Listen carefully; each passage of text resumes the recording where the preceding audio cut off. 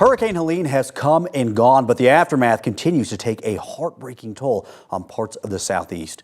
Officials confirm at least 130 people have died across 6 states, and that number is expected to rise as many are unaccounted for this morning.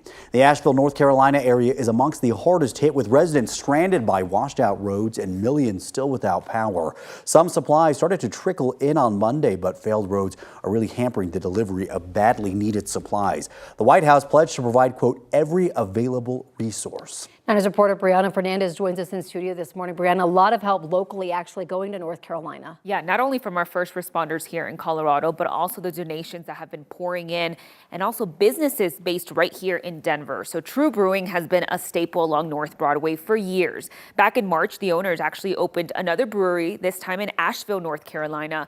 One of the owners, Nick Nuns, tells me he hasn't seen the brewery since Helene slammed into the area, but his staff, friends, and other business owners in the area say everyone is doing okay. Same for his business, but other areas unfortunately were hit very hard. Hundreds of people remain unaccounted for, homes were swept away, thousands are still without power, and then cell service is also very spotty, and roads are nearly impossible to navigate. So with Trve Brewing still standing, Nick says his goal right now is to help those who were affected.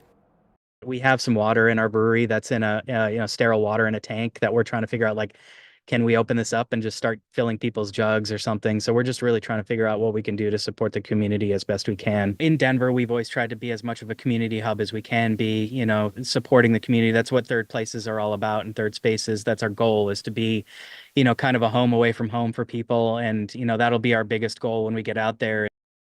So Nick and his wife, they're actually traveling to Asheville in the next day or two, not only to see the brewery for the first time, but also to see their home if it's still standing. They're also bringing tons of supplies to the community. And I actually just checked their Facebook and their Instagram. They're going to be opening up that brewery for the community, and they're just letting people charge their phones, and also lots of water, because that's what a lot of people need right now. You have lived through hurricanes. You've reported on hurricanes. Talk about how it's really the community that comes together that makes the big difference. Yeah, I mean, when you're there, you literally have absolutely nothing. With no power, no internet, no cell phone, you're really just trusting the community and everyone there. So the supplies that are coming from first responders, from Nick and his wife, and all those donations, they really truly matter, because that's what they need right now. It's going to take some time for them to rebuild, but it's when the community comes together, you really feel like you're all in one, And when you say it's going to take some time, I mean, we're talking maybe even years. I mean, I went through Hurricane Ian in Fort Myers, Florida. It devastated that area, and it's still rebuilding right now. I mean, Hurricane Helene passed through that area,